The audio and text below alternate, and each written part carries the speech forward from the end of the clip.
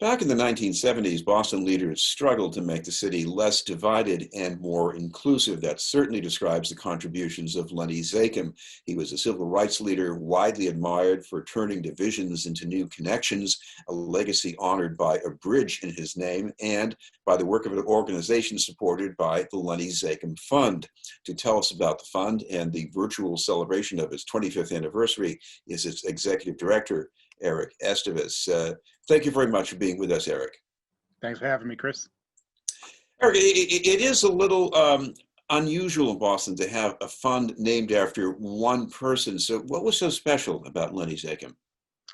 He was incredibly visionary. So he was the former director of the ADL of New England, but also was just kind of a civil rights activist and literally a bridge builder, hence a bridge being named after him. And yeah, he had a penchant for pulling people together across ethnicities, across religions, across races. So certainly the work of the fund is a testament to his life's work. And by the way, what was also interesting, this was his bridge to a legacy, because when he found out he was terminally ill, he got some friends together and decided to set up this fund. Yeah, it was actually called the Lenny Fund originally. And actually, instead of kind of an endowed chair at a local university, that those funds were essentially redirected to grassroots community organizations. And that's really been the focus since, continuing to fund small grassroots organizations. Well, the mission here from the beginning, it wasn't just about getting different kinds of people together and talking to each other. This was also focused on equity. So again, this is going back at least 25 years. So what does that mean now? So for me, as someone who's kind of fairly new in the role as the executive director, it just means that we were consistent and on the right mark 25 years ago. So focusing on social justice, racial justice, and economic justice has always been at the core of the fund. And in this year with the pandemic and the uprisings, that work and that focus and that mission really continues to resonate, unfortunately and fortunately. Well, one of the things you've done right now is you do have a focus on response and recovery connected with COVID-19. Can you give us an idea of some of the things that you're supporting with that? Yeah, definitely. So yeah, this year we launched, typically we've had emergency grants over the years, but this year we, recognize, as did many people, that there was an extraordinarily additional need. So we expanded our kind of scope and allowed both current and former grant partners to apply. And really, that those funds have gone toward direct assistance for their kind of clients and constituents or members. It's gone towards technology access and resource support for infrastructure. It's gone towards food access and assistance, from Worcester to Attleboro to Gloucester. And talk about food assistance. You're helping immigrants who might not be eligible for help from other places, or at least might not think they're eligible. Mm-hmm. Isn't that pretty important? Very important, especially in many of our gateway communities, in greater Boston as well. There are many kind of subpopulations where there's undocumented immigrants or those with TPS status, temporary protected status, that don't have access to public benefits and other kind of support systems, but also support networks that allow them kind of the benefit of thriving despite job losses.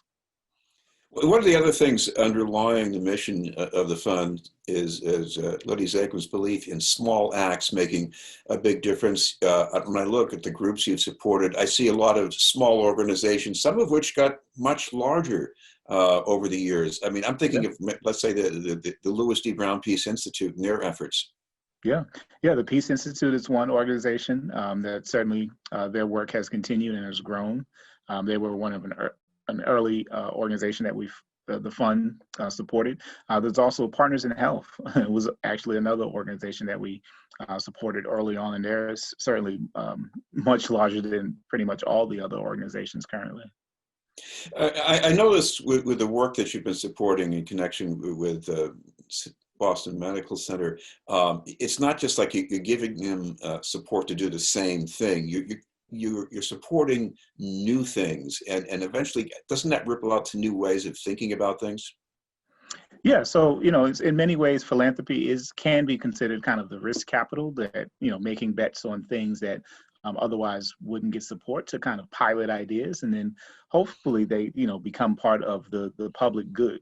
So for us, we've supported ideas and programs that have started elsewhere that have spun off, or just you know ideas by people who are not actually connected to nonprofits. Then they get fiscal sponsorship to really put some meat to the bones of their idea, and then sometimes those ideas become organizations that really support hundreds or thousands of people.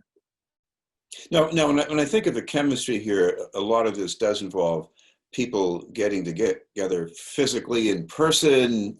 Uh, Mhm. but with the pandemic, you can't do that, and whether it's about fundraising or just explorations. So how do you adapt to that right now and do things differently?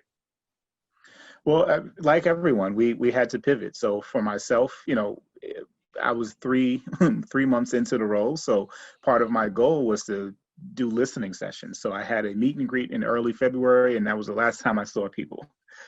Except for my family. So for me, it's really employing kind of digital tools to do listening sessions, phone calls. The phone still works, so we can call and check in, sending emails to just ask people how they're doing. So, I try to do that periodically to check in on different organizations and where they are and what needs they have, and just remain connected. So, we offer a lot of workshops and seminars as well and training around professional development. So we certainly have pivoted to and made those available, and then also record them so that if we schedule them for a time that doesn't work, our organizations can still access those on their own time. Explain the training a little bit, because when I look at the list of organizations you support, I see things that look at first glance like advocacy, and they're sort of maturing into, not just being spokespersons, but Mhm. actually doing things to help. I'm thinking there's one organization that's concerned with women who've been incarcerated, and Mhm. trying to turn that into a different narrative. Could you tell me a little bit about support of that group? Yeah, so I think that's Families for Justice is Healing is one organization, but yeah, certainly there's, it supports women who are formerly incarcerated, with kind of resource and support services, but also, yes, it helps grow their advocacy skills, and really it's like a leadership development pipeline as well. So they've been active around kind of um, the criminal legal system, around housing justice, around pushing kind of legislative agendas. And many of the organizations do that. It's kind of a hybrid. Some are focused on direct support and services, some are focused on advocacy, and really building the capacity of residents or a local community to really advocate on its own behalf. And you also have a group of fathers who've been incarcerated too, right? Yes, yes. Fathers Uplift is one. They actually have kind of graduated from the Zakim Fund onto bigger and better things in terms of their scope and size. But certainly, there's that organization has certainly worked to kind of build the muscle of formerly incarcerated men to re-engage in their kind of community life, but also like their children's education as well. Well, for this year, one more pivot is that when you get a 25th anniversary, you can't have a bunch of people in one room. So what are you going to do instead? So this year, on November 17th, we're having a virtual gala, but it also is combined with with something we've always had called the no-show ball. So we were kind of ahead of the curve where we asked people to support, but you didn't have to show up and wear your suit and tie. So this year, we're kind of making it a hybrid event where we'll have a brief virtual program. We have a couple of celebrity guest appearances, but it's a way to kind of celebrate the work of all of the organizations who we supported this year, because unfortunately our awards event early in the year got canceled. So this is a way to recognize their work, but also the work of our board and volunteers and sponsors as well.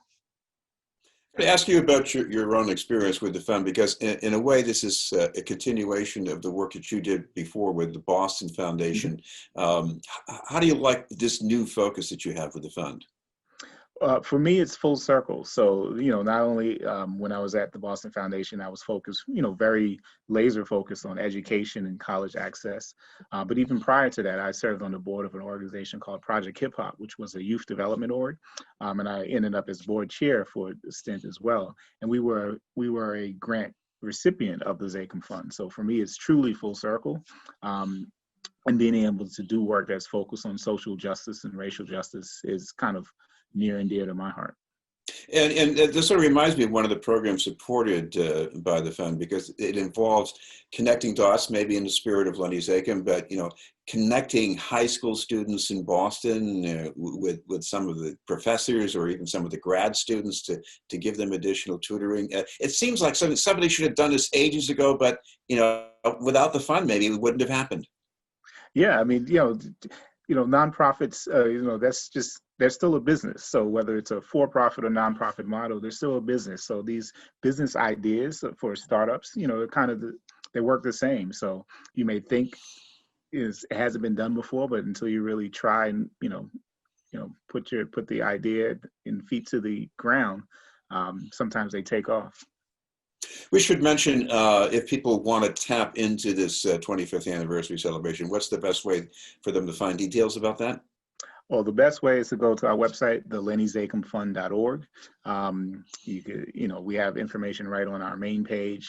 We also are pretty active on social media, on Facebook, Instagram, and Twitter as well. So there's certainly plenty of ways that you can find out about more about the 25th anniversary.